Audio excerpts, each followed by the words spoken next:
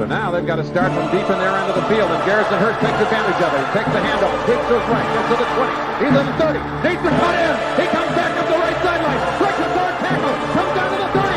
He's down to the 20. He's down to the 10. He's down to the 5. He's into the end zone. Touchdown! Touchdown! 49ers! 96-yard run from scrimmage. Garrison Hurst breaking tackle after tackle, swings down the sideline. Throws off bodies like clothes after a marathon. Young, back to throw. In trouble, he's going to be sacked. No, gets away. He runs, gets away again, goes to the 40, gets away again, to the 35, cuts back at the 30, to the 20, the 50, the 10.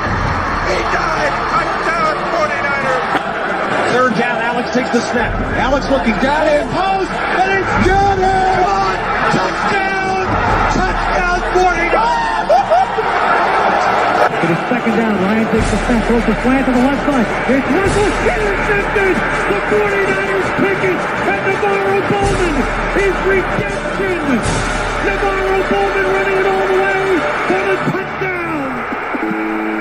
No greater redemption. The San Francisco 49ers. We can do whatever we want. Click, click, boom. What is going on, faithfuls? Oh, wait, I forgot. Click, click.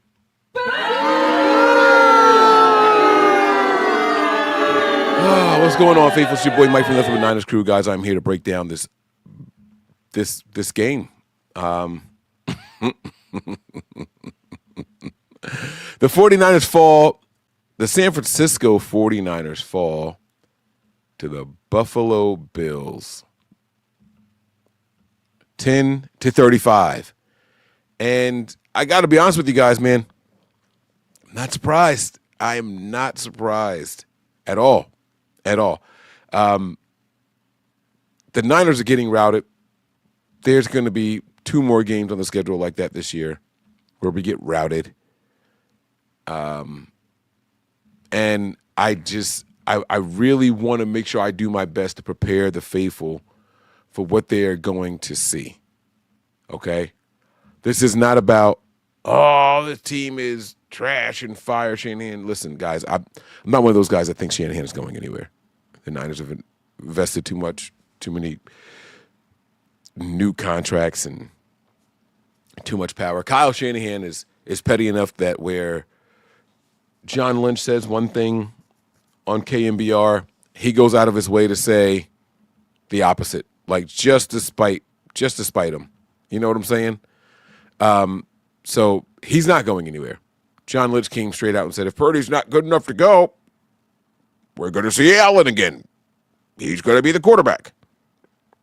Kyle's like, hey, shut up. Allen's inactive. Like, just to spite him, right? Like, it's like, oh, well, we've seen some really good things from Jacob Cowing on offense. He's going to get more offensive snaps. 2 games in a row. Not a single offensive snap from Cowing. Not one. So, just be mindful. This is not a, aha, I told you. This is not a, it's up and never ever believe in this team and blah, blah, blah. It's not going to happen. It's not going to happen. The Niners they're going to shake things up this offseason. And I'm not going to lie to you. I'm going to judge. I'm going to judge Kyle heavily by what happens or doesn't happen this offseason, right? It's one thing to fire Sorensen when this offseason gets here. It's one thing to fire, what the hell is the other guy's name? Brian Schneider, right? But where do you go and get the other guys from, right? Don't talk to me about, oh, man, we've had all these deep postseason runs, so we can't. Mike, we can't. We don't have time to interview other coaches. We don't have time to do things like that because we've been running so deep in the postseason. So we only have the option of promoting from within. Won't be none of that this year. Guys, kiss the playoffs goodbye. This team is not good enough to make the playoffs. This team is a bottom half of the NFL. This team is a bottom 10 team this year. I'm telling you guys something that you don't want to hear. I'm telling you guys something you don't want to hear. We are a bottom 10 team. Nick Sorensen is a trash defensive coordinator.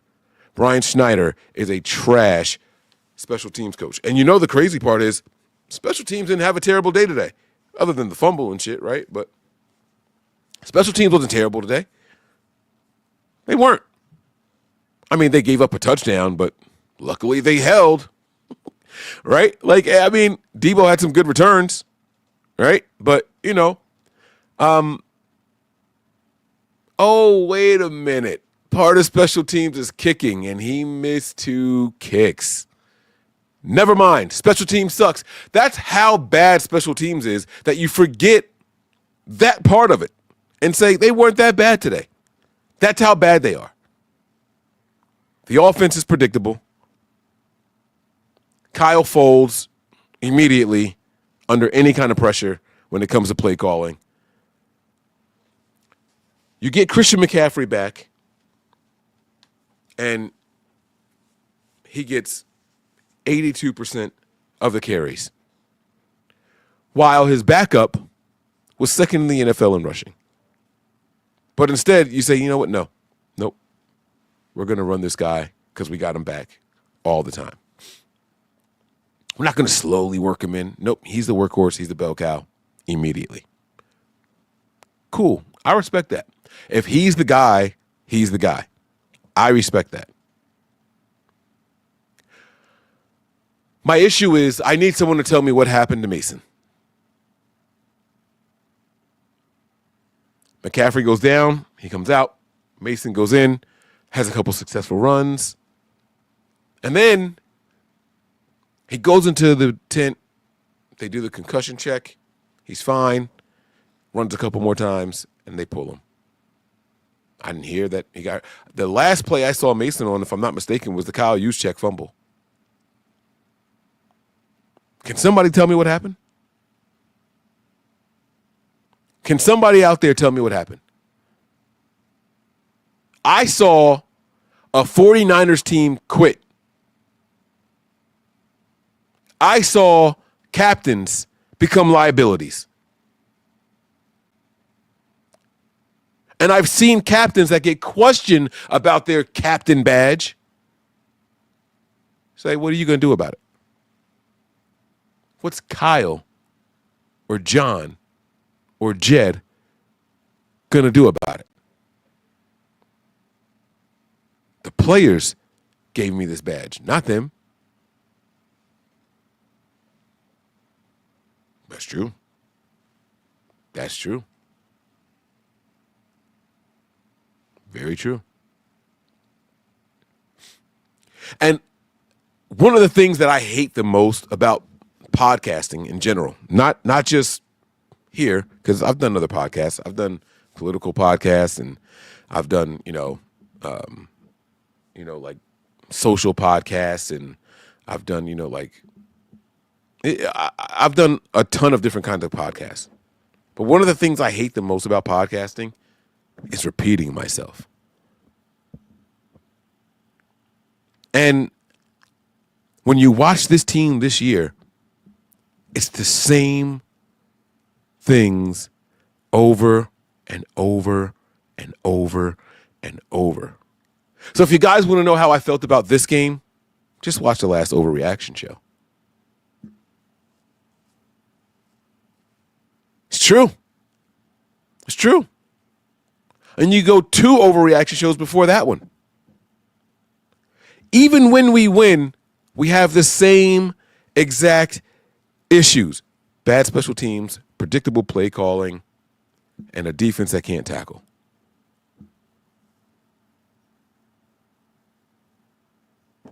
Players that have mentally checked out. And a head coach that, for a lack of better term, looks like he just doesn't give a shit. I promised my wife I wasn't going to scream tonight. I promised my wife I wasn't going to disrupt my children who have school very early in the morning. The breaking news is coming in right now that Christian McCaffrey is done for the season, guys. This season. This is an injury where He got up and walked off the field on his own and walked into the blue tent and walked back out and then walked to the locker room. No limp, no crutch, not leaning on anybody. I'm not here to downplay or even hype up the extent or severity of this injury. But I'm going to stand on what I stand on, guys. And I'm here to tell you guys that players are checking out. Are they checking out from Kyle? I don't know. But they're checking out of this season for fucking sure.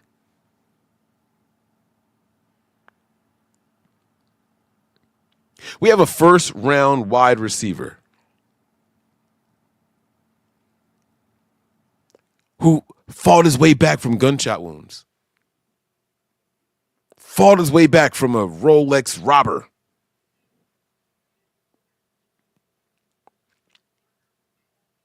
Speedy recovery guy.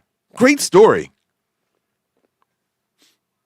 He's on the field, a first-round wide receiver. And this is after we have a top 5 paid wide receiver, top 10 paid wide receiver out for the season. And Debo, who's not really contributing on the offensive side of the ball. So you lose your number one wide receiver, you lose your offensive weapon, and you're down Christian McCaffrey. So here comes the first round wide receiver, and he hasn't had a catch in not one, not two, but 3 consecutive games. 3 games. Our first round wide receiver has not had a catch in, and the 49ers offense sucks in all 3. But have no fear, guys. We are led by this genius right here.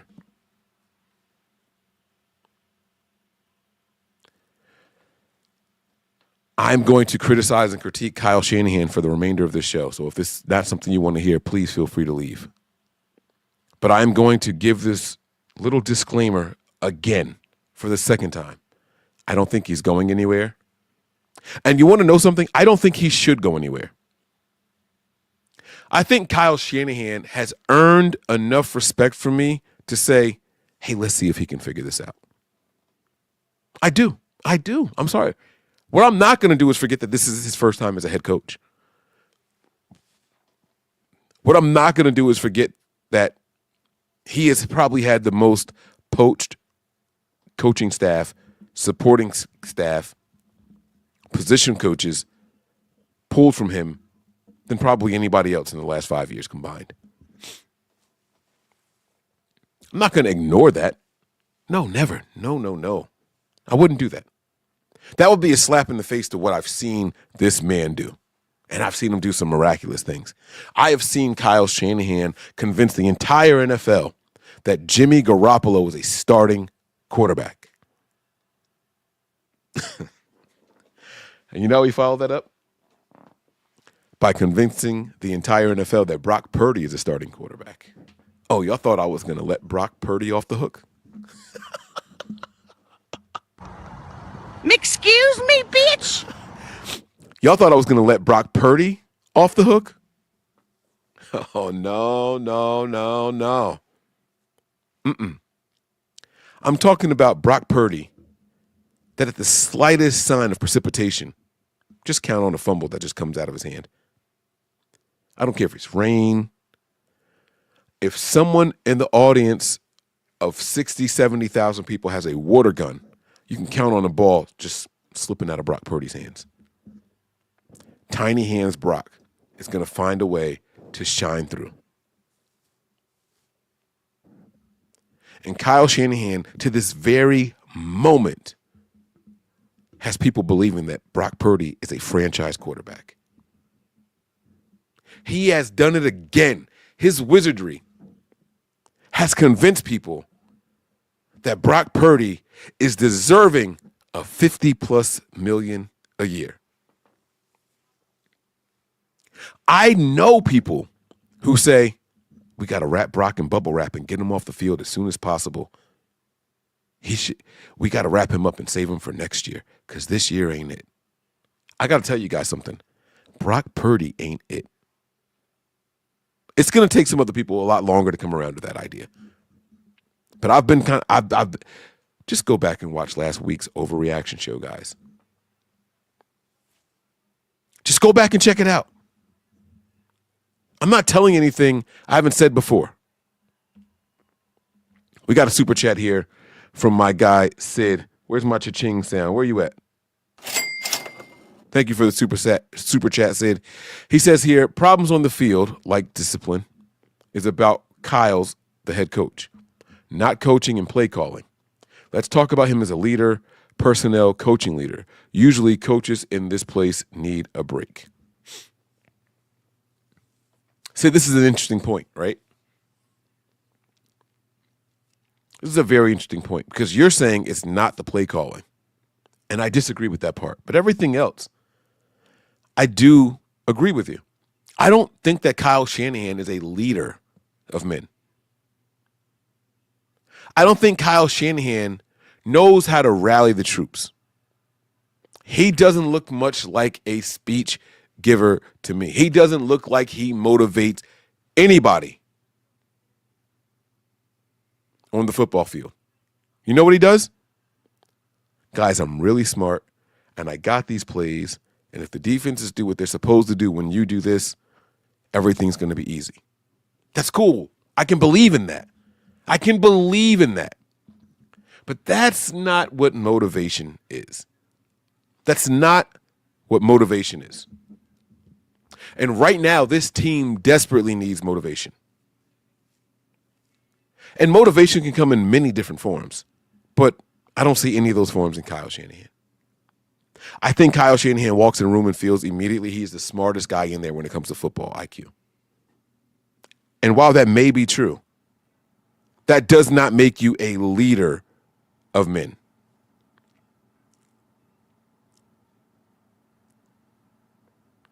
You can be the biggest X's and O's guy in the entire world. Say something to me that's going to make me want to run through a wall for you. Say something to me, Michael Andrews, that's going to make me feel that you can make me accomplish something I didn't think I could accomplish. Motivate me without talking about yourself. And I don't think Kyle can do that. I sincerely believe that is where Kyle falls the shortest. He's not a leader of men. Phenomenal X's and O's guy when things are working. The problem is Kyle plays within the rules. And when you have guys like Dan Snyder, when you have guys like Brian Flores,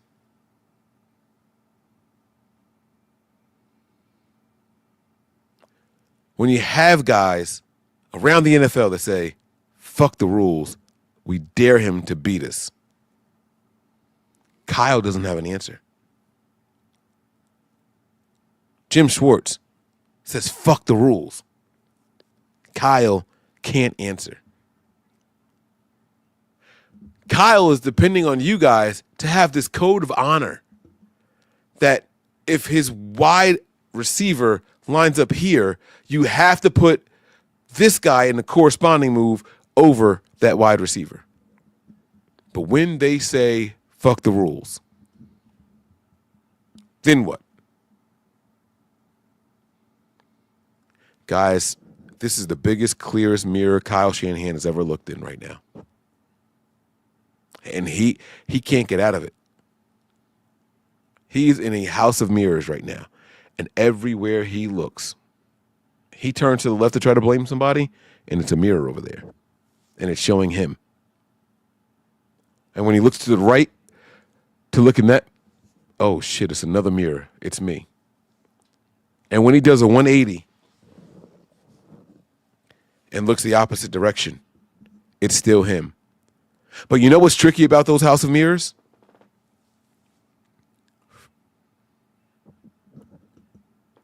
when you look in there, not only do you see yourself, you see very far behind you. Sometimes you see very far ahead of you. But you know what you always see in all of those shots? You. And the hardest thing to do in a house of mirrors is get out without bumping your head a few times. Kyle Shanahan is in the middle of the head bumps. You guys don't have to like what I'm saying. I am absolutely okay with that. It is okay. But I'm telling you guys what I am seeing. As a person who still to this day believes that Kyle deserves a shot to right the ship, I'm telling you that he has been dropped in the middle of a house of mirrors, and he's trying to find his way out. Damn. All these years, I didn't give a shit about special teams. Maybe I fucked up. Damn. All those years, I thought that Seattle Seahawks style of defense was the best way to play. And I refuse to change. And I'm going to stick with this wide 9 no matter what. Maybe I fucked up. For me, just hyper-focusing on one or two players on my offense and not believing in rotating players or even paying attention to the skill sets of the backups of the players that I have on my offense. Maybe I fucked up. I think Kyle Shanahan is in this house of mirrors. The mirrors are tall, the mirrors are wide, and they seem to be infinite. I don't think he finds his way out this season, guys. I really, really don't. But that doesn't mean that he can't. It doesn't mean that he can't learn while he's in there. Sometimes it takes a couple of head bumps while you're in the house of mirrors to tell exactly where you are. Not every smudge on the glass looks the same. When you step back, yeah, of course. But when you get close enough to that mirror and you are forced to look yourself dead in the eye, when you don't have a choice but to look yourself in the eye, when you don't have an option in the world but to look at yourself so close that you can only see your own reflection in your own eyes.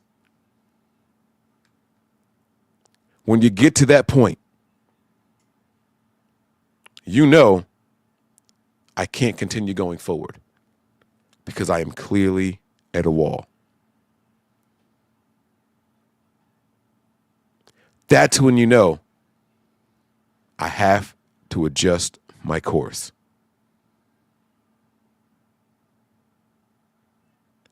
That's when we'll see change. Yep. That's when things will get better for this 49ers team. That's when Kyle Shanahan will show you guys that he is capable of making changes. That he is capable of being a good head coach, not a good offensive coordinator. Only then will we see the 49ers return to greatness under Kyle Shanahan. Stop saying that my scheme and my system can be successful with any competent quarterback. And instead, judge what the NFL has been telling us for the last 100 plus years. Quarterbacks make a fucking difference, Kyle. Good ones make the best differences. We've seen Trent Dilfers. We've seen the random guy go out and win a fucking Super Bowl. But notice what I said.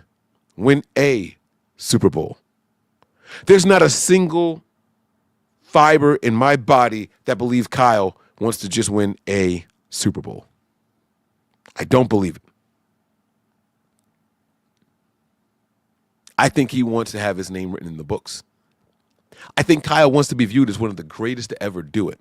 He needs multiple Super Bowls to do that. He's going to need 2 or 3 to do that.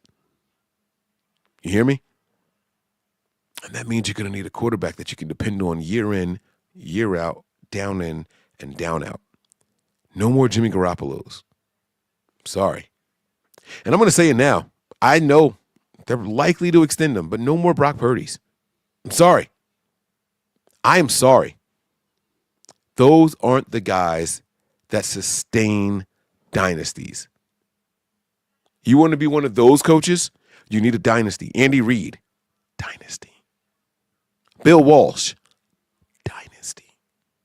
Bill Belichick, dynasty. That's the legacy. That's the goal. So the next time you get dropped in that house of mirrors, bump your head, look at the glass, and find your way out. That's where I am. We got another super chat here from Lil Lean. Thank you very much. He says here, fire the damn defensive coordinator. Listen, Lean, it's going to happen. But it's not going to happen right now. It's not going to happen until the end of the season. Not that's how I want it.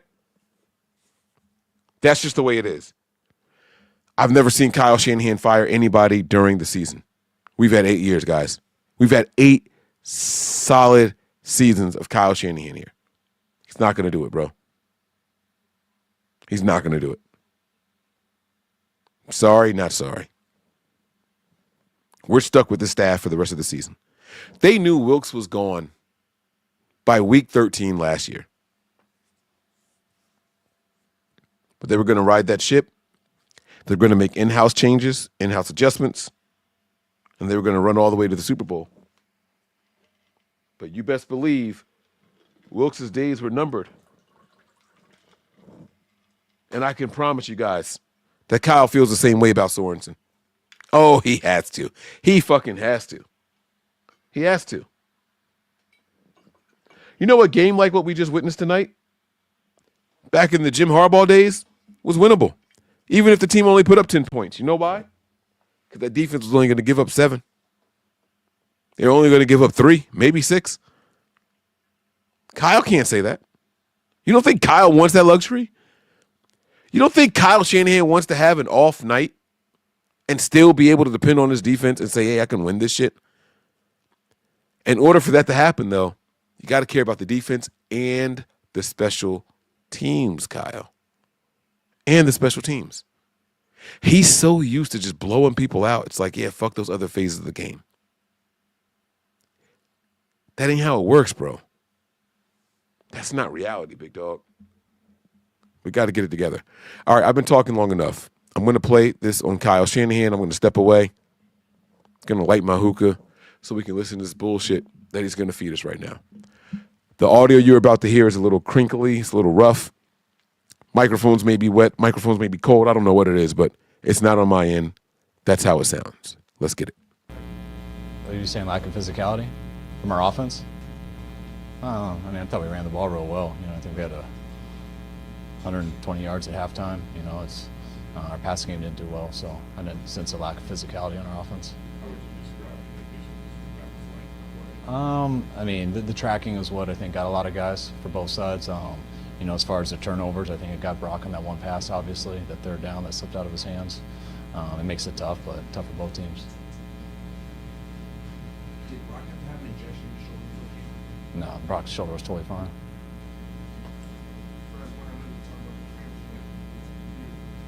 What's that? Yeah, he came back the next series. Well, it seemed like you moved the ball well, running the ball, but then it seemed like this errors kind of caused you to turn up fumbles. Yeah, I mean, you know, I was excited with how we ran the ball in the first half. You know, I think our 5 possessions, I think we got in their territory on all 5. Ended up getting that sack, which was disappointing, having to punt on that one. 2 missed field goals. Only coming up with 3 points was tough, especially when I think we got them 3 and out on the first drive, but I think they scored 3 straight touchdowns after that. I thought it should have been closer than 21-3 at halftime. thought we had a chance like last week opening up with a big kickoff. This one didn't have a penalty, and then fumbling on the one was tough. Fumbling on the one, then they led it to points, made it, I believe they did. They made it 28-3 fast, and we got back in it with 28-10, but then we had 2 more turnovers after that, and got none. So playing in those conditions, us having 3, them having 0, the way they ran the ball, made it real tough.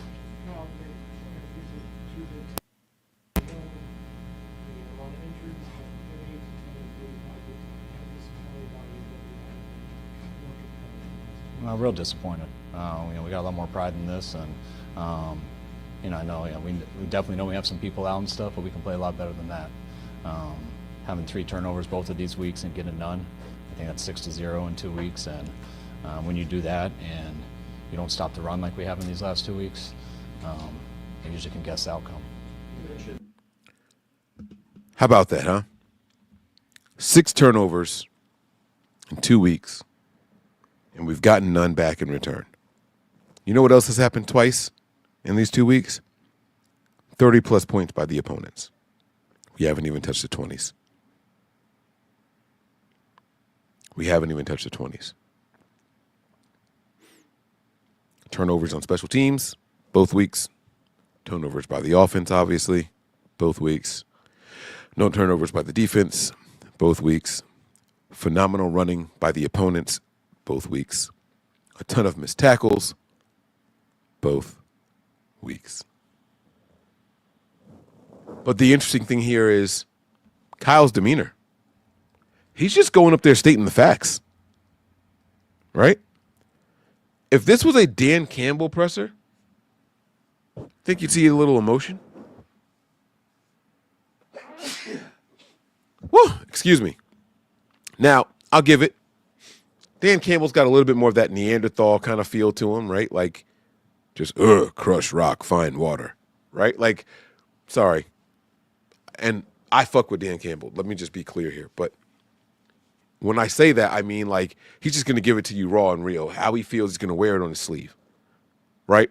I saw the clip going around about the Jahmyr Gibbs thing. He found out about it real time. Jahmyr Gibbs posted a picture on social media with their board behind him. He ended the presser right then and there. Boom. It was done. Kyle would never. He would never. You know why? Because he's fucking safe and I don't need to adjust anything. And I'm smarter than everybody else. Campbell needed to investigate. He needed to see what the fuck was going on and what information other people had about my team that could harm us.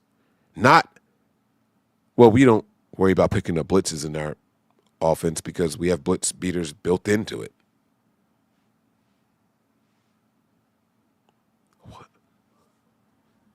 What? Excuse me, bitch? Are you kidding me? Something Dan Campbell would never say is, I don't worry about the forecast for the game. I don't care if it's going to snow or rain because the forecast isn't always true. Sometimes it's going to rain and it doesn't. Sometimes it's going to snow and it doesn't. Sometimes it's going to be clear and we walk in, there's inclement weather. Are you fucking kidding me?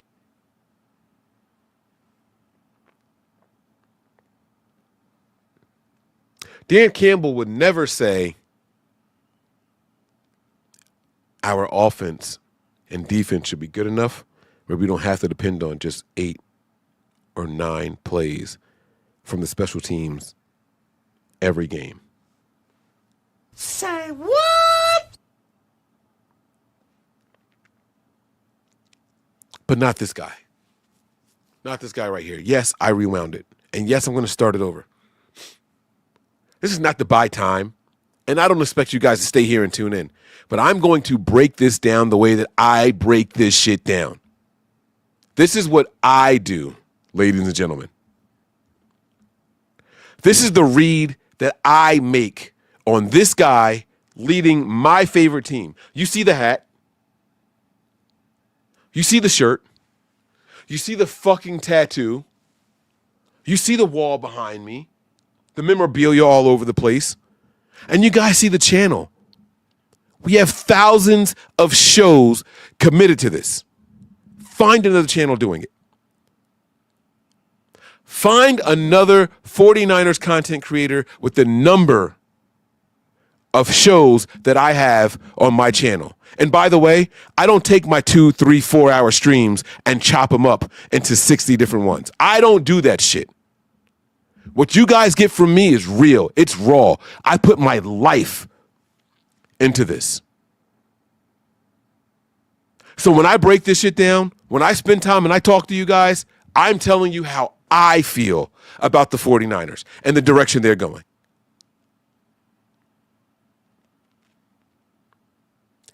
Anybody can sit down and talk for an hour and chop it up into 5-minute segments. They make AI apps to do that shit for you. You know what I use those same exact AI apps for? I take a conversation that I have with my man Wayne and I edit it to the parts where we're talking about food and television shows.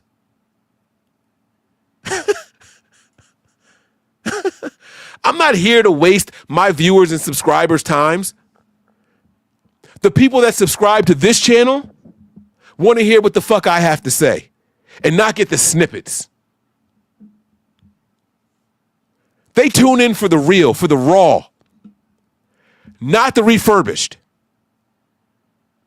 You guys will hear me say, I hate repeating myself. You think I'm going to chop it up and play it for you in small pieces? After you tuned in for the live?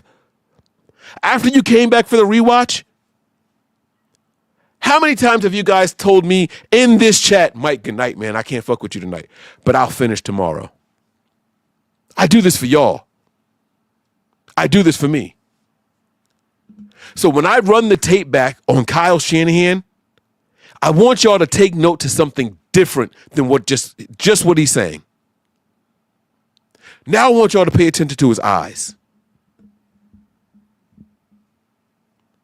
Now I want you to pay attention to his demeanor.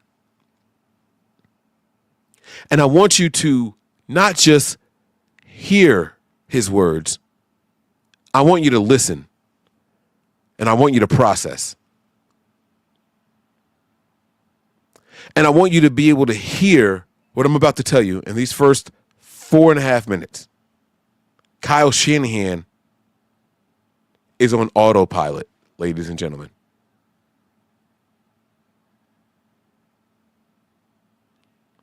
He's on autopilot. He is coming to the microphone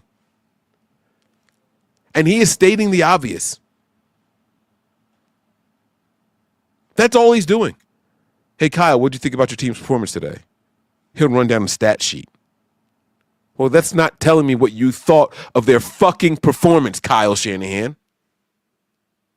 Well, we didn't play good enough to win. No shit, Kyle, we lost.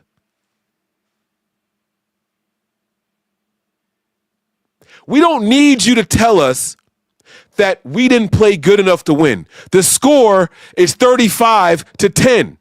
I was supposed to put that up here a long time ago. There you go. We don't need you to tell us that we didn't play good enough to win. We fucking knew that already. I told my wife I wasn't going to yell. I'm going to get in trouble.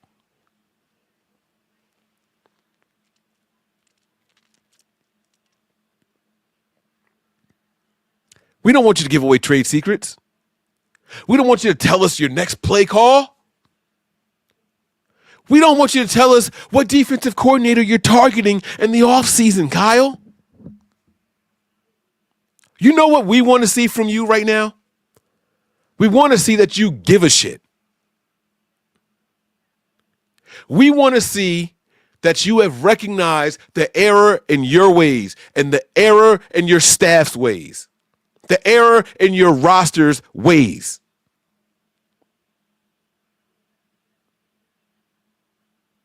And we want to know that you care enough to make some corrections. So I am going to run this back a bit. I am going to start this over. And I want you guys to tell me whether or not you agree with me that Kyle Shanahan is on autopilot. There's no reason why I should be this charged up over a game that I told you was going to be an embarrassment before it started. Think about that for a second, guys. I put money on Buffalo tonight, and I've got the 49ers tattooed on me. I started Buffalo's defense and Josh Allen in my fantasy leagues tonight. I'll show you. I'll pull up the phone and show you. Because I know the 49ers can't tackle. Because I know the 49ers are going to turn the ball over with small hands Purdy in inclement weather. Because I know the 49ers are going to give up 2 possessions every game because of fumbles and interceptions this year.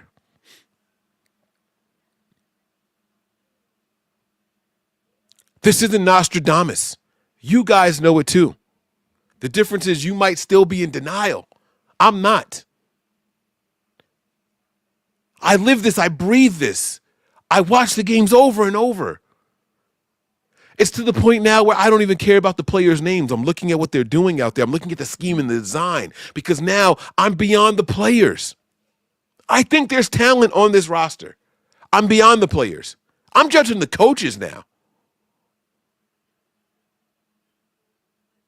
I'm questioning the young wide receivers coach. Why aren't you in that room with Kyle making a case for your young talent? Why aren't you fighting for opportunities for the first round pick that they invested in you? Or the 4th round pick that they gave you? I'm wondering if Bobby Turner should still be here. Phenomenal running backs coach. But Bobby, why aren't you telling Kyle, hey, bro, it's okay to sit McCaffrey a couple of snaps. Let's give Mason and Garendo some burn.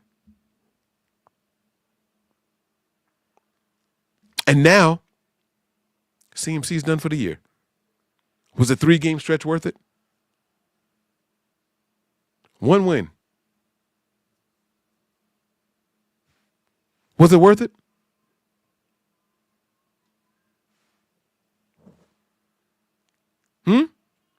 Tell me.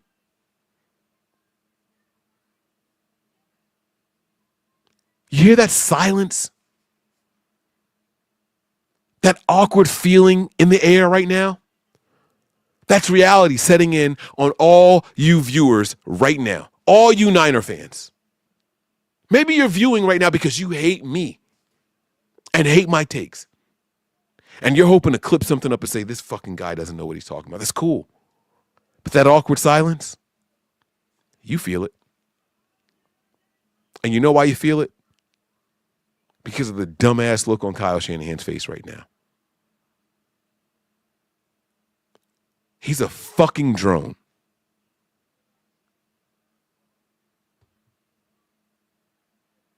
He is on autopilot, guys. There's no threat to his future. There's no one more powerful than him in the building right now. And the people that do have more power than him, he's got them in his pocket, not the other way around. John Lynch went on KNBR and said, if Brock Purdy can't go, Brandon Allen's going to be the quarterback. And in this power struggle, Kyle said, John, I'm going to learn you. I'm going to show you better than I can tell you. And he names Josh Dobbs for the first time all year, the backup. How does a guy go from the starter to the 3rd stringer? I didn't hear about any injuries. I didn't hear about any setbacks. I didn't hear that his broken finger got worse. How does he go down on the depth chart? Inner turmoil. Power struggle. When there's nothing to struggle about right now, you got all the fucking power, dude. You don't need to flex on John Lynch. Get out of that room. You don't need to be in that room. The players need you to lead and motivate now more than ever. And the fucked up part is we only 2 games out of first place in the division. With 5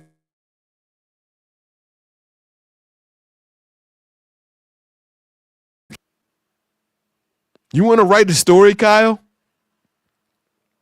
Huh? You want to be remembered? You want to give the faithful something to cheer about? You want to give them a reason to believe in you? Find a way to get this team to the playoffs. Find a way to make a deep run.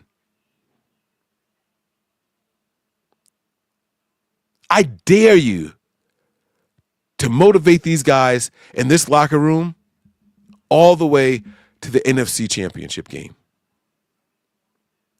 No CMC. Your captains are folding on you. Your captains are saying, yeah, I'd rather not play. Trent Williams was a game-time decision just last week. And with no practice and no setbacks, he was announced out 3 days before the game. How? If there were no setbacks and he was a game-time decision, how?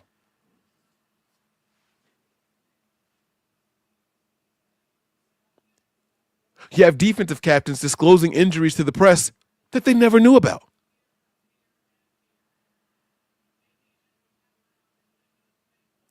You got 2 other offensive captains, Kyle Juszczyk and Debo, either turning the ball over in the middle of play. That's fine. Shit happens. And punching special teamers in the face during the game. This team is in shambles, Kyle Shanahan. This is worse than what we saw during the Chip Kelly era. I don't care if you guys agree with me. I'm not talking about the record. I am talking about the demeanor in the locker room. I am talking about the aura around this franchise. This is worse. Because when we got Chip Kelly, we had no expectations. Were we happy for change? Yes.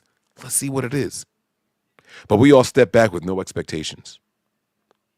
But Kyle, you started the season with Trent, with Fred, with George, with Debo, with Ayuk, with Brock, with Diamador, with Javarius, with Jair, with Dominic, with Aaron, with Kyle Juszczyk. You started your season with all of those guys, and I didn't even say CMC. And that comes with expectations. And so, yes, the Niner fans came into this one up here on 10. Ask your fan base the level there are now. Whatever the level is that they tell you, they don't deserve this mummified bullshit you're serving up now. 120 yards at halftime. You know, it's our passing game didn't do well, so I didn't sense a lack of physicality on our offense.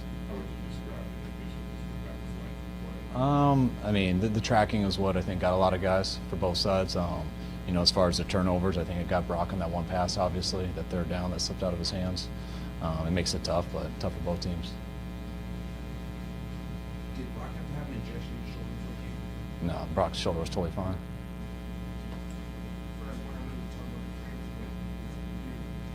What's that? Yeah, he came back the next series. Well, the coach seemed like you moved the ball well, running the ball, but then it seemed like this errors kind of caused you to turn up fumbles. Yeah, I mean, you know, I was excited with how we ran the ball in the first half. You know, I think our 5 possessions, I think we got in their territory on all 5. Just telling the stats. Getting that sack, which was disappointing, having to punt on that one. 2 missed field goals.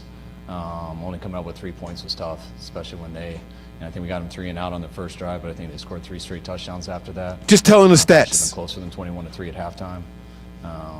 Thought we had a chance like last week, opening up with a big kickoff.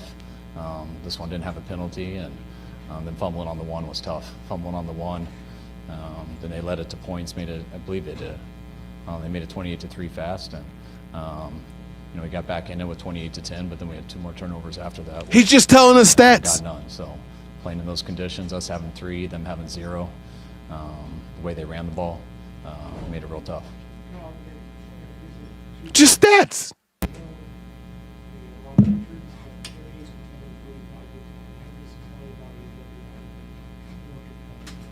Real disappointed. We got a lot more pride in this, and I know we definitely know we have some people out and stuff, but we can play a lot better than that. Having 3 turnovers both of these weeks and getting none, I think that's 6-0 in 2 weeks. And when you do that and you don't stop the run like we have in these last 2 weeks, you usually can guess the outcome. You mentioned the traction was the slip track out there. How much does that augment Josh Allen's danger level because of his improvisational abilities? It's hard to say it helps it or hurts it. He's got those skills no matter what the weather is. So he's as good as it gets. And but they beat us as a team today, not just with Josh. Does this really capture the frustration of the season in a sense? Christian was running like himself again. Yeah. 6 plays. Yeah, it was frustrating. He had a great week of practice, and I could feel his urgency and stuff, and thought he came out great, looking real good, and it looked like he just got his shoestring there. He's about to break a house call, and I'm guessing he got hurt on that play. I don't know. I never got to talk to him, but hurt for him and tough for our team not having him. It's hard to say that changed. That in some way changed the tenor of the game. Always when you lose some great players like that, it always doesn't help. But I thought JP came in and ran well. Thought Isaiah ran well too. But yeah, losing Christian isn't fun. You said last Monday, sort of talked about the urgency and everything felt like a must win. Yep. Given that Seattle won today, where does this sort of take you? And all must wins. So not much different. If it was a must win this week, it's even stronger next week. So it'll be that way from here on out. This is the hole we put ourselves in, and made it a lot tougher. And if we want to get out of it, we got to do something special here. What's that? We didn't throw it that much. I thought he battled, but he didn't have a lot of opportunities in the pass game, and it was unfortunate that ball slipped there. That last third down, he was going to the right spot with it, and that ball just came out of his hands. The conditions at the goal line, Mason was out with getting evaluated, juices carried. I don't know if he went out that time or not. I'm not sure.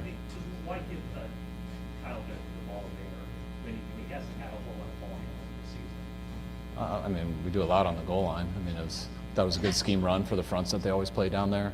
It's tough to run it versus their 0 looks, and but that was a good schemed up play to run it in versus that, and felt really good about it. I don't think Kyle's fumbled the ball in a long time. I can't remember the last time he did it. First and goal at the 4, and I don't know if he was going to score. We were going to be at the 1, so we definitely like to play. They stripped him, and they made a good play. The conditions obviously were not ideal, but are you concerned to I'm not thinking about that right now. I know he missed 2 in that game. I'm going to run it back again, guys. Good, I wasn't going to do this, but I was off camera thinking about this. I'm going to run it back. I want you guys to listen to something. But he didn't have a lot of opportunities in the pass game, and it was unfortunate. And if we want to get out of it, we got to do something special here. What's that? We didn't throw it that much. I thought he battled, but he didn't have a lot of opportunities in the pass game, and it was unfortunate that ball slipped there. That last third down, he was going to the right spot with it, and that ball just came out of his hands. The conditions at the goal line, Mason was out with getting evaluated, juices carried. I don't know if he went out that time or not. I'm not sure. Why give Kyle the ball? Number one. Number one, with this only. Why don't you know when your guys get injured, Kyle? I want someone out there in this chat to tell me honestly why a head coach and offensive coordinator wouldn't know while he's calling plays when one of his offensive players leaves the field and gets injured. Please. Then ask him about a defensive player who may have left the field. They asked him about Mason. When did he go out again? What happened? When? I don't know when. Why don't you know? You want to know why no one's willing to run through a wall for you? Because you don't give a fuck about them. I'm trying not to yell. You haven't shown these guys that they're more to you than just pawns on the page. I have seen coaches cry when they can't afford to bring back their players. I'm not saying you got to be that emotional, Kyle. I don't want you to be that damn emotional, bro. But for McCaffrey, for McCaffrey to be done for the rest of the game and you not know when your top back goes out and why, it's a fucking problem. It's a problem. You have too much on your plate, Kyle. You have too much going on. What do they say now? You got too much dip on your chip. Come on, man. You don't need that much guacamole, Kyle. You don't need that much guac. Shake some of it off, big dog. You want these guys to run through a wall for you and you don't even know when they fucking got hurt on your field on plays that you're calling. It's damning, bro. It's damning. Listen again, guys. With it, and the ball just came out of his hands. The I conditions think are. at the goal line, Mason was out with getting evaluated on the juices carried. I don't know if he went out that time or not. I'm not sure. Why hit He's talking about the Kyle Juszczyk fumble. Was Mason on the field or not, Kyle? I don't know. I'm not sure. You called the play. You called the play.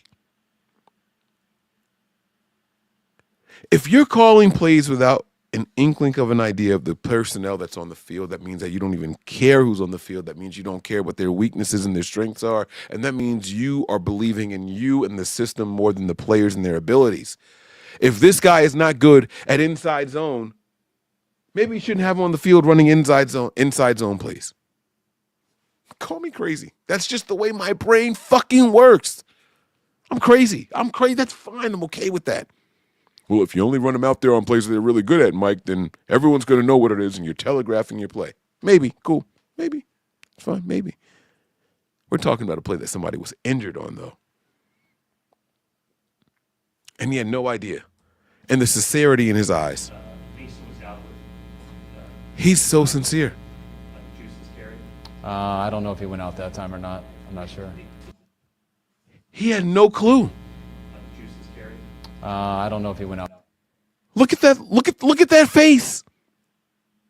He has no clue. He sincerely doesn't know. This is a problem. How are you going to motivate men to go above and beyond for you, for your job, when you don't know when their future was in jeopardy?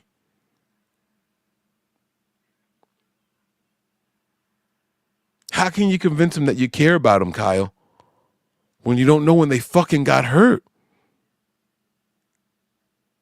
Even after the game, at some point, someone had to bring it to your attention. Hey, we don't have Mason for the rest of the game, Kyle. Something's going on with him. He's not right.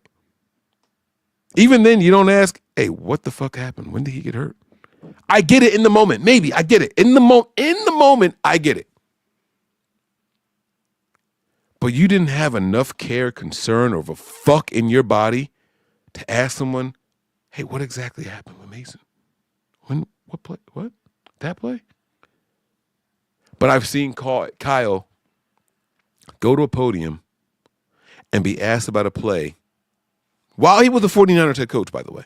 I've seen him be asked about a play, a call that he made against, I don't remember what team it was against, but he was the offensive coordinator for the Washington Redskins at the time. And to see him just relive that moment, it was so glorious. He remembered the play that he called and how successful that play was for him. He remembered it like it was yesterday. Easy. Snap back 7 years. Just like that. But today, in this moment, tonight, when you lost your starting and backup running back, You have no idea what play it was. Tonight. You prepped for this Q&A. You were debriefed for this Q&A. And that means you didn't even realize Mesa wasn't available for the rest of the game, which is even worse, or you just didn't care, which would just speak to arrogance and attitude, which would be better than you just not realizing. I'll be honest with you. That's better than you not realizing, because that's just who I am and that's how I am. I can accept and deal with an asshole if I know an asshole is an asshole. I can accept and deal with a racist as long as they're not a covert racist. Don't hide your hate from me because of what I look like in my face. Tell me you don't fuck with me. I can deal with that. I can coexist knowing you don't fuck with me. I can. I can maneuver around and through you at all times. I don't like it. I don't prefer it. But given the two options, I'd rather just know that's who you are and I won't be offended by it. Because if I'm Mason and I hear this, why am I going to put myself at risk for this guy? What message are you sending to the rest of your locker room? And that's how guys like Trent, who knows he's at the end of his career already, says, I'm not risking shit for this guy. Yeah, it was a game time decision. I could have played last week, but we're not likely to beat the Bills. Yeah, man, I'm just going to sit this one out. Coach, tell him I'm out. That's a captain. That's how shit like this happens. Look at his face. Out that time or not, I'm not sure. Why give Kyle the ball there when he hasn't had a whole lot of volume over the season? I mean, we do a lot on the goal line. I mean, that was a good scheme run for the fronts that they always play down there. It's tough to run it versus their zero looks, and but that was a good schemed up play to run it in versus that, and felt really good about it. I mean, I don't think Kyle's fumbled the ball in a long time. I can't remember the last time he did it. First and goal at the 4, and I don't know if he was going to score or we were going to be at the 1, so we definitely like to play. They stripped them, and they made a good play.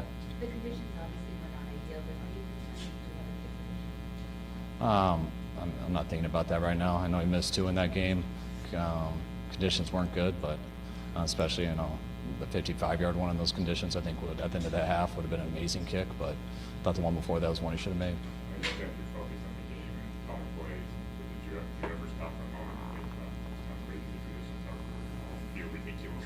What does it feel like? It feels like what we expected. We were prepared for it. We had an idea it was going to be like that, and so we dressed warm, and you go out there and you play the game. What gives you confidence this team can go on a run like you have to, given what's going on this season? I'm just trying to win next week. I'm talking about going around. I'm talking about trying to get a win next week, and all you do with that is go back to work. Coach, you still doing what it is to prepare me for what you see like when you miss things, right? I mean, I got a lot of respect for Sean. I think he's a really good coach. They run a real good scheme on defense, always have. He's got a real good team.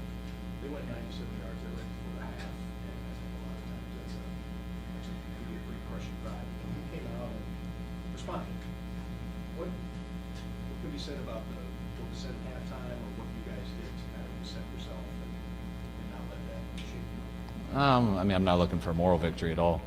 I think what came out in the third quarter is very similar to how the first half was. I thought we were moving the ball well. We just got all the way to the 1 before we fumbled. On the other ones, we got stopped on third down. And It's just stats. It's just stats with this but guy. It's, I thought, we felt pretty confident running the ball the whole game. Third down we knew would be a challenge and stuff, and not scoring those in the first half and fumbling on the 1, and then the score leading to what it did, playing catch up in that game in those conditions versus that team wasn't ideal. How much of a killer was that 9-7-yard drive? Because the first play they ran, you stopped and you held the 2 yards. It felt like you might have time to get the ball back. No, And suddenly yeah, it was tough. We went from where we thought we were kicking a field goal, to getting that sack and having a punt. At least we pinned them back, but it flipped pretty fast with that. So that was a tough drive.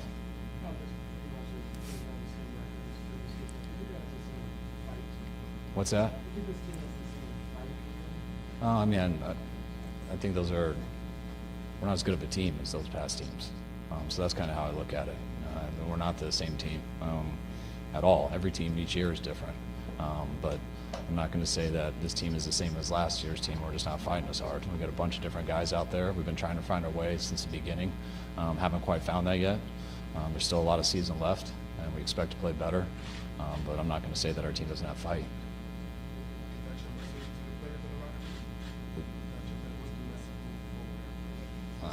There's no secret message. We'll watch the film, get on the plane, and come back Wednesday ready to go. All right, guys. All right, guys. We're going to hear from the players. But tonight during Patreon, I met a gentleman. This young man said that he was going to name his son that's coming Shanahan. I'm not making this up, guys. And I said, wait, are you serious or are you trolling? Like, I didn't know if he was for real. He says, I'm not a 49ers fan. I follow Kyle wherever he goes. Since Washington. And I said, are you naming your son after Shanahan, meaning you're going to name him Kyle? He's like, no, I'm going to name him Shanahan. And I said, well, you know what? That's good. Because then at least you can say Mike, because Mike won some Super Bowls. Like, you're not going to name him after Kyle Shanahan. Like, you're not going to tell people that, right? He's like, no, I love this guy. Like, this guy is great. Like, yes, wherever he goes, that's the fan I'm a team of. I mean, that's the team I'm a fan of. And I just couldn't believe it. And I'm like, there's so many other guys out there. Like, you don't want to go Walsh? You don't want to go Seifert? You don't want to go Belichick? You don't want to go Reed? Like, those are guys that have dynasties. He said he was naming his son Shanahan. And I couldn't do it knowing that this guy doesn't care about the people. Now, I didn't know Kyle was going to react like that when I learned this about this guy. But this is different. This is tough. And I'm not going to put his name out there because I don't want you guys out here in this chat heckling him when he comments. But I did meet somebody today that said they wanted to name their child after Shanahan. After Kyle Shanahan. And I just couldn't believe it. Not that Kyle's a bad person. Not that he's not a good coordinator. But maybe exclude this chapter of Kyle Shanahan's life when you're talking about naming your child after him. Because I don't think that's what you should do. Just my opinion. George Kittle was up at the podium next. We're going to hear from him. Let me go ahead and bring him to the stage here. All right.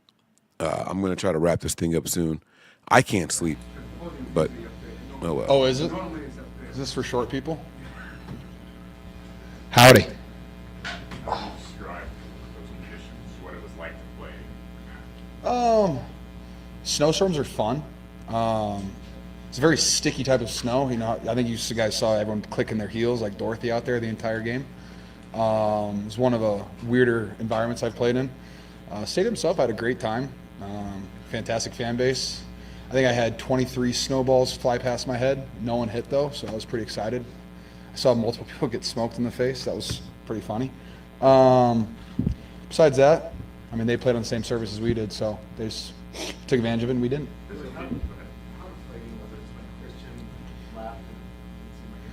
For those of you who can't recognize it, that answer was pain. That answer was pain. Let me find some brevity in the situation here. That answer was pure pain.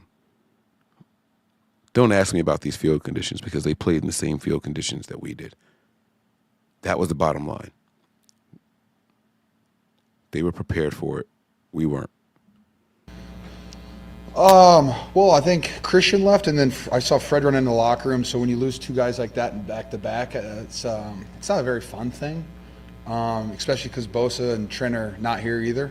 So yes, it's not a great feeling, but Captains, by the way. I mean, it's football. Like, people go down. Captains. And we've had seasons where plenty of people have gone down, and you need someone to step up. And that's what we need. We continually need guys to step up. And whether it's, starters and players that we have that are already doing that, or new guys who are getting into the rotation, we're in the NFL for a reason. Like, all these guys have belonged in the NFL, and they have the playmaking abilities, and that's on all of us. This is where an inexperienced coach would say, it's not my job to motivate the players. I let the players and the captains worry about motivating each other. I get that from an offensive coordinator. But Kyle, you're the head coach now. George Kittle looks defeated, and he's a jovial guy. This guy has the Joker tattooed on him. Why so serious? This guy literally lives to laugh and have fun. When the Niners are winning, you know what George says at podiums? I can't believe I get paid to do this. You know what I bet you he won't say tonight? I can't believe I got paid to go through that.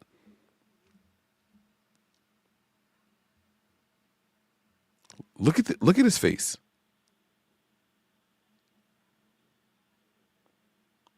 Listen to what this man is saying. Oh, it's pain. It's pain, guys.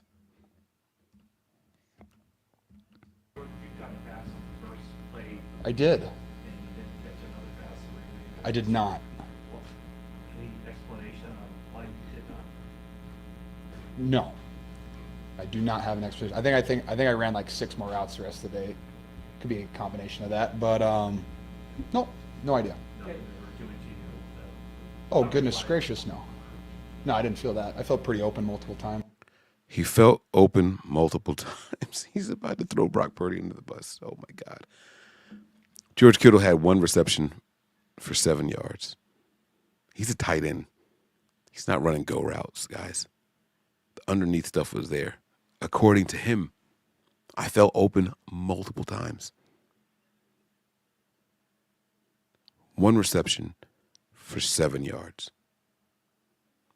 Brock Purdy ain't it, guys.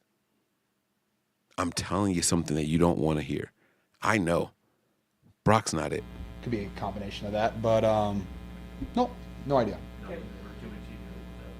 Oh, goodness gracious, no. No, I didn't feel that. I felt pretty open multiple times. It is what it is. That we were.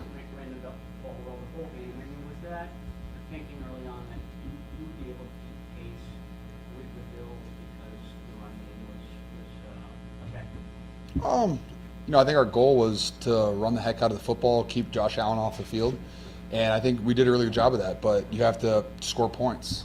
I mean, we had 3, and then we had an opportunity to have 6 or 9 or whatever it was. We got to score on touchdowns in the red zone. That's how you stay in these in the games where it's really good offenses, and we didn't do that early on. I think the 55-yard kick in the blizzard, that's tough. I definitely believe Jay can make that stuff. We're leaving points out there, and then all of a sudden, hey, we get lapped. We leave points out there with a turnover. What do we have, 3 turnovers again? It's hard to win football games when you're not scoring in the red zone. You're turning the ball over. I like what he did here. I'm not going to put it all on Jake, but yeah, he missed 2. Could have been 9 points had he made those. But the underlying issue is that we have to score in the red zone. Don't look it up. Just go off of memory. What were the 49ers tonight in the red zone, guys? Wash, rinse, repeat. The same issues every week. Every single week. You know how I feel about repeating myself. You guys, your rushing attack and their rushing attack have an advantage in this game because of the conditions. Is it easier for you guys to do that? Is it harder for the defense? I think I really liked our game plan this week with the run game, how we were doing some stuff and just like all of our downhill runs because there was not really any cutting ability out there. I mean, I think you saw Cook, he definitely put his foot down on one, he got the edge on it, but there was no lateral, you weren't seeing Josh Jacobs moves out there where he's going, sideways.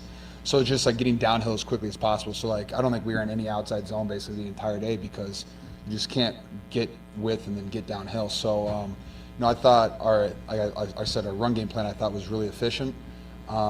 And then we had a couple things that got us behind the chains, which was tough. But overall, I thought we ran the ball really well. I have no idea what. Yes, sir. Part of this, obviously. Yep. But when Christian finally looks like himself again, those first 5 or 6 runs. Yeah. He gets hurt, and you're dealing with a blizzard, as you said. Does it feel like, okay, what's next? It's like things keep sort of piling up. Is that pun intended? Like snow piling? Felt it very intended. You know what? Football's tough, man. Like, stuff happens, and you're either gonna let it like beat you down into an oblivion, and you're just gonna give up, or you're gonna continue to go out there and swing and fight every single day that you have. And This is a guy who says football is fun, normally. It's tough and fun. Tonight, it's tough. Last week, it's tough. This season, it's tough. They're not having a lot of fun out there, guys. They're not. what's crazy is, we only have so many opportunities left, but we're technically not out of the playoffs or anything like that. And while it feels dark and gloomy and absolutely probably depressing, honestly, I'll feel that probably in a couple hours. But technically, we still went out, and I do have the faith that we can do that. I really do. I mean, I still have faith in this coaching staff. I still have faith in the players around me. I still have Brock Purdy out there, Deebo Samuel. Juwan's playing a hell of a season, and just looking forward to getting back out there. I mean, the only way to make this feel better is go take advantage of next week and try to get a win.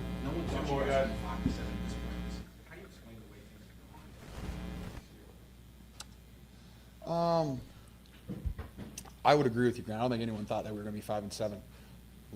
No. How would I explain it? I feel like we've been very, very below average in the red zone, and we have a ton of turnovers.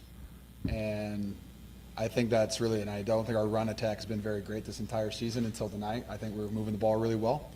And whether that's because, Christian was out the first 9 weeks, he was a big part of our offense, and we had to change a lot of stuff, because we couldn't have him in, even though JP Mason was running really well. It's just, there's not really any excuse. I just think we need to play better as an offense. I mean, and that's just is what it is. And I don't have an answer that's going to figure that out. I do know that you're going to get the best version of me every single week, and I'm going to try to pull this team along as best I can. And there's guys in that locker room that want to pull this team along, and we're going to go back out there and fight again. Guys, he's hurting. He's hurting. Do you guys not hear what this guy is going? Another captain, guys. Do you not hear what he's going through? I don't have the answers. I don't know how we turn it around. They don't know. But he comes out and says, I believe in the coaching staff still. It's what is he supposed to say? The run game was actually working tonight, and it still wasn't enough. In weeks past, it was because the run game wasn't established. Tonight it was. So now what? Well, that absolutely sucked. Hey, man, it's football. You got to move on to the next one. Tracy, I love your hat. It's a massive fur ball on top. Goodness gracious. Also, congrats on Michigan. Thank you. That was probably the best day of your life. It was pretty good. That was probably pretty fun. And shout out Will Compton, Nebraska, for blowing it. There's some fun things that happened this weekend. I'm sorry, you asked me, what do we have to do? Let's see, what do we have to do? No, Coach Shanahan used this quote, I think it was like 2018 maybe, and he said, you guys remember Tropic Thunder, where there's like a bear gets released in the gym and everyone starts to freak out and panic? Everybody panic? While I don't think there's a bear in the building, it's just like, hey, no one needs to panic. All we have to do is go out there, do your job, work really hard, and just get a little bit better and take advantage of the opportunity next Sunday. And that's what I'm looking forward to. Semi-pro, what did I say, Tropic Thunder? Fantastic movie too, but semi-pro, thank you. This is painful. This is fucking painful, guys. Oh, man. I feel bad for George Kittle. And if you guys have been following me for a while, you'll know that I haven't been the biggest George Kittle supporter, especially at pressers, right? But these guys are just, they're searching. They're searching. And they don't know where the reprieve is coming from. They have no idea where the help is.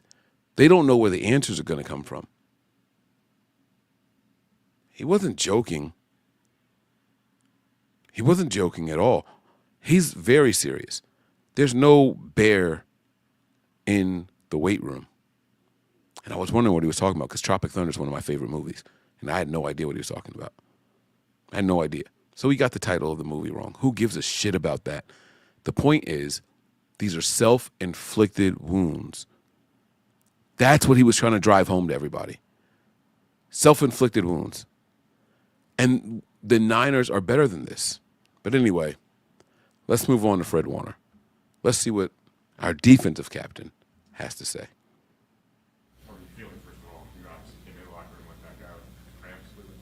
Yeah, my forearms just seized up. I don't know what happened. It was a freak thing. Obviously wanted to be able to get out there as quick as possible. Yeah. Yeah, both my forearms just started cramping, just kind of seized up. It was a freak thing. It's never. Yeah, just got an IV and we went back in. Yeah, I came in the locker room. I seen it happen right on the screen as soon as I came in. Demoralizing. Yeah, I mean it was.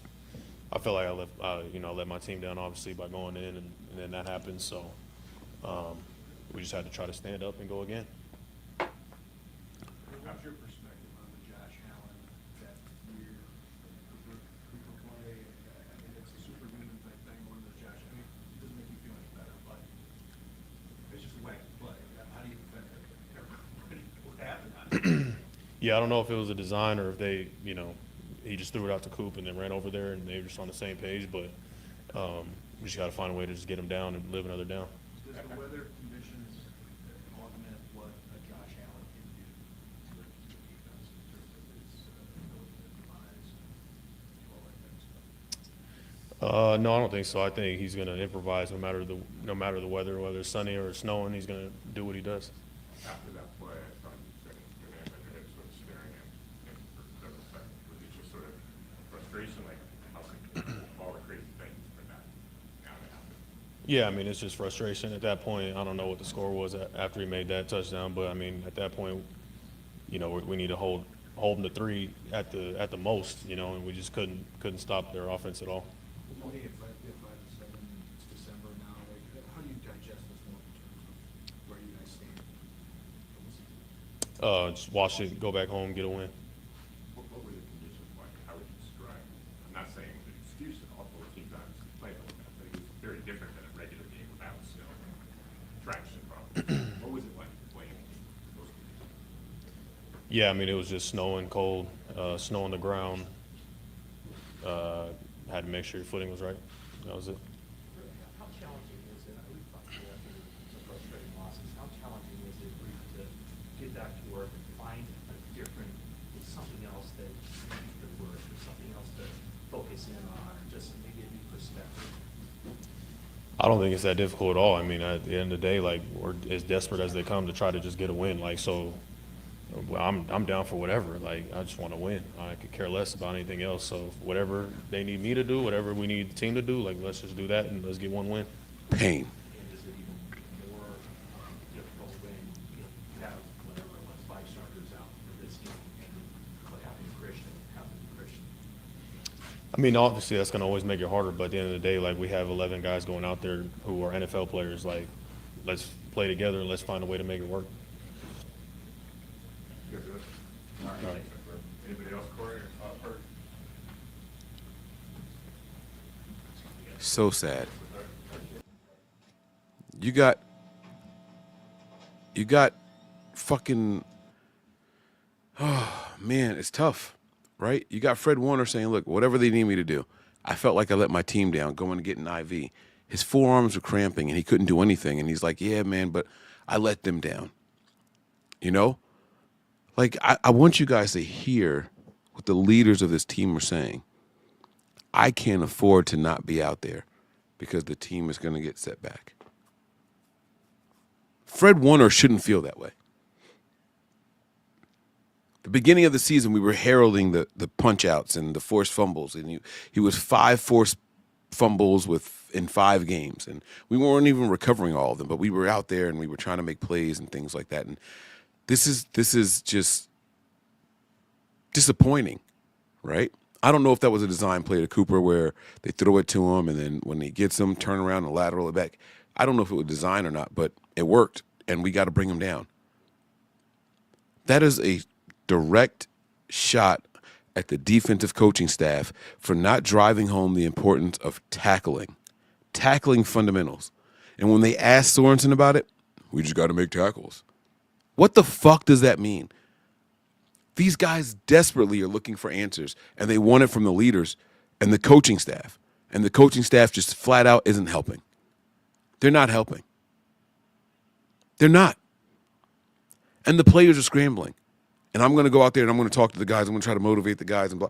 They're saying all the right shit, and no one wants to acknowledge it. I'm here to acknowledge it. The players, some players, aren't checked out. George Kittle, I think we can go out and win the rest of the games. I don't, George. I don't. There's some tough games still ahead. There's 2 teams coming up on this schedule, the remaining schedule, and I don't think we have a chance in hell to win those games. And I don't give a fuck if it's snowing, if it's perfect weather, if it's raining, none of it's going to make a difference. Home game, away game, none of it matters. That's how I feel. Imagine how these guys in the locker room feel, because they're not getting the answers from the coaching staff. George Kittle didn't have answers for how to improve on the offense.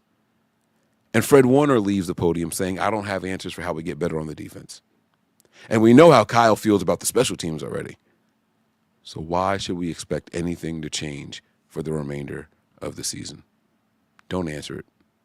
Just think about it. That's all I'm saying. Just think about it. Last guy at the podium tonight, if I'm not mistaken, is Brock Purdy. Let's hear what he has to say. Welcome back, by the way, Brock, I guess. No, not to that extent. Just footing. Guys being a little bit slower, and then the pass rush. Dealing with that while trying to go through reads and stuff was difficult. But I think it sort of helped out the run game, and we were able to get some real good runs in.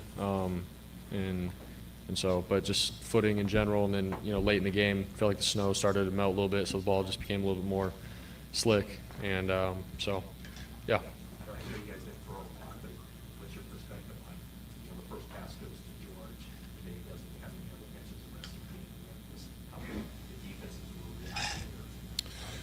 No, I mean, I thought we had some good plays drawn up. It's just tough with the conditions. We're running the ball so well, and then when we did have the opportunities to throw balls, like the reads just didn't get me to George and within the play. So it's just sort of how it went. But obviously, we'd love to get George the ball as many times as we can, and it sucks that we didn't. So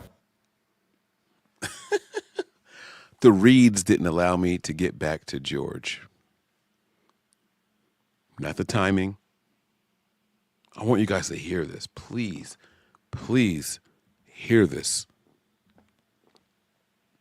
The reads didn't allow me to get back to George. Even though George was open.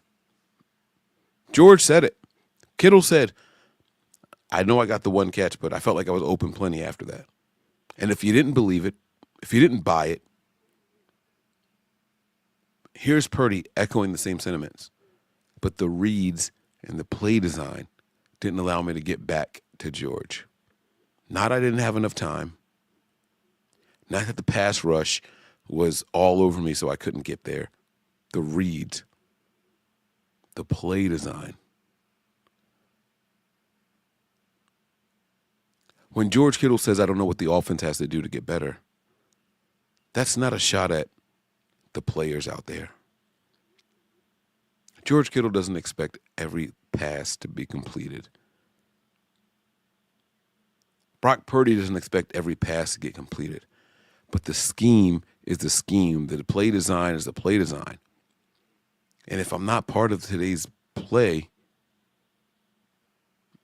there's no need for me to be out here. It was never meant to be a George Kittle game.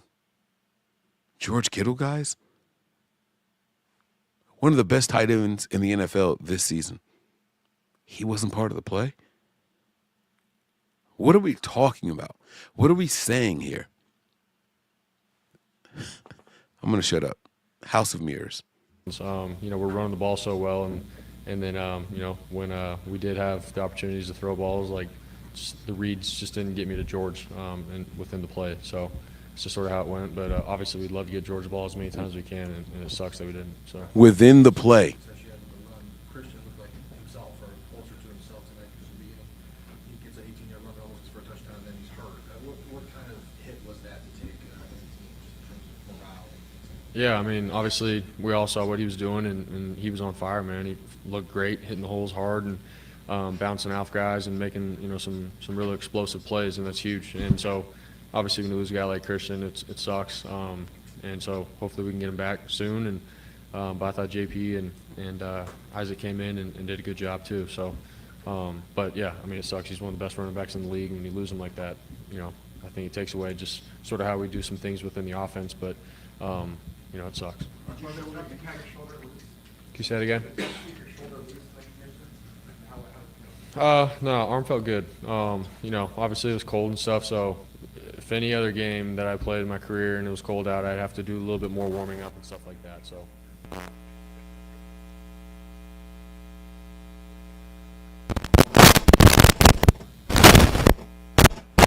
Again, I told you guys about the microphone issues. It's not here. No, I was just trying to save a touchdown and get him out of bounds and stuff. So, but yeah, no, nothing came of it or anything. Arm feels good. These last 2 weeks have obviously been very decisive boxing. How does that affect the move to the field? Yeah, I mean, it sucks. This just isn't the standard that that we play with. The last couple of years and stuff, our mentality of coming out to games and being the enforcers and the dominators. So to have 2 games like this back to back late in the season, it sucks. But for us, man, it's got to be next game up, and we can't be down in the dumps, man, because we still have an opportunity in front of us. So. Okay. Wrap your head around how you got yourself in this position. Yeah, I mean, it sucks. All the games that we've been in outside the last 2, every drive matters. Every time you touch the ball matters, and finishing close games matters. And so now here we are, 5-7. That's just the reality of it. That's the NFL. But we got to man up and do something about it. And we have the right guys in the locker room to do that. I know that. I have faith in that. And it starts with myself too. Like I gotta do my job better. So everybody just has to be accountable for it, and we gotta come together at this time of the year and make it happen. Kyle on one point asked about sort of the state of the division where you guys stand and said it feels like every game must win now in the position you were in. And now after losing again, Seattle obviously won today. How do you view the next fight game? Where's the urgency? Where's the state of trying to make it work? For sure. I mean, every game's got to be must-win for us. We don't have any room clearly if we want to make the playoffs and get ahead and do the thing that we've set out to do before the season, man. Every win's got to be a must-win, and so that's plain as day, and we all know that. So, like I said, we all just got to be accountable and grow from it. And we don't have a lot of room for error right now. We got to go. So. Last one. How odd does it feel not having Trent Williams, not having Nick Bosa, no BA, McCaffrey again? What is it like when you're on the field in the locker room? Obviously those are some guys that have a lot of credibility with their careers and stuff and what they've done and are the best of the best. And so when you don't have those guys around, just their presence and stuff, you can feel that it's not there. And so yeah, it stinks. But at the same time, like we do have guys, it's the NFL, that can step in and do their job and do it well. And so like I said, man, we gotta grow up here. We gotta grow together. And even though we don't have those kind of guys, man, we can still get it done, and I believe it. So thanks, guys. All right. That's it. You won't hear from anyone else tonight at the podium. You won't hear much more from me. We got one more super chat that I got to get to. Shout out to my guy, Peter. Ching, ching, baby. He says, it's got to be one of the worst teams after a Super Bowl run. We got to accept death this year to build for next year and hopefully stay healthy. Peter, it's a tough ask, man. It's a tough ask. We may be down 2 running backs. You got McCaffrey going out, the PCL or whatever, and they're already saying it's for the season. I don't really know what happened with Mason. Kyle didn't care to know. The wide receivers, we know what's going on in that room already. It's a clusterfuck, guys. It is, you know. But we got to stay faithful. Staying faithful, by the way, doesn't mean that you expect us to win every game. I'm here to tell you guys that. And I know a lot of people don't want to admit that. A lot of people don't like saying that. But staying faithful doesn't mean you're blindly going into every game saying, oh, we're going to win. I tried to prepare the faithful. I tried to prepare you guys that this game wasn't going to be the game that we win. I tried to tell you guys that we weren't going to win this game and it was going to be an ugly loss. I really, really did. I'm not mad at the outcome, the loss.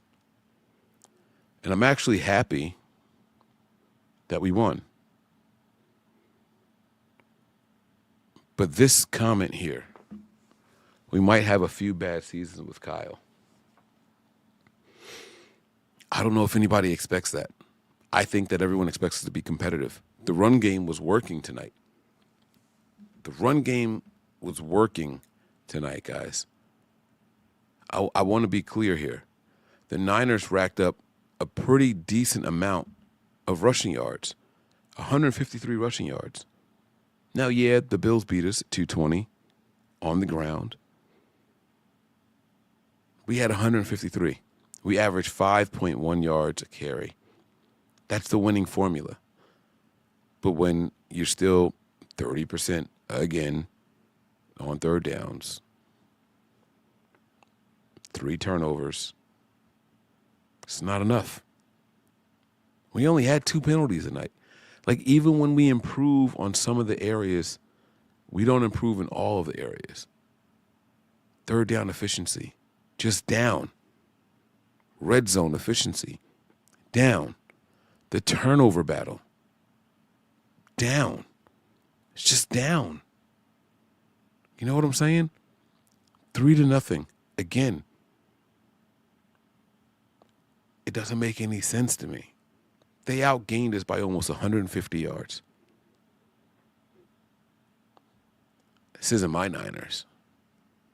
This isn't the Kyle Shanahan Niners that we've seen.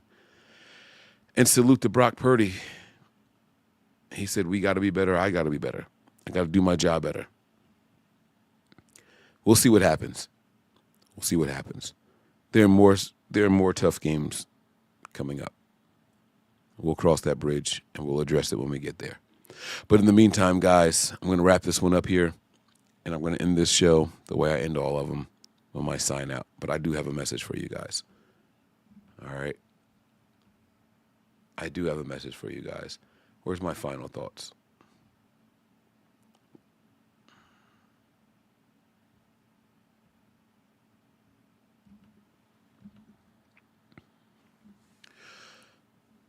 I talked about the House of Mirror for Kyle Shanahan. In watching tonight's game, I will say this. I felt that there was a better effort out there tonight. Was it good enough? Obviously not. But I wanted to see the team show some fight. And I tell you guys all the time that I refuse to be results-based. I want to see that we're making the right decisions at the right times. And if the players don't execute, they just don't execute. But I want to see the right plays being called, offensively, defensively. That's what I want to see. I'm not mad at the fumble on the kickoff. You want to know why? Because the kickoffs were one of the bright spots tonight. Did it happen? Yeah. Am I happy about it? Absolutely not. But the truth of the matter is, it was one of the bright spots. The return game. It's one of the bright spots. Haven't been able to say that all year long. It wasn't good enough. It wasn't good enough. And I just don't know if this team has it in them this year. I'm not saying bench all the starters because they need to play. They have their own goals and incentives to meet, so they should play. But what we got to stop doing is having expectations for the postseason. Stop hoping. to get in to the postseason. And we really do have to take this thing one game at a time. From here on out, it's a one game season. It is. Mathematically eliminated? No.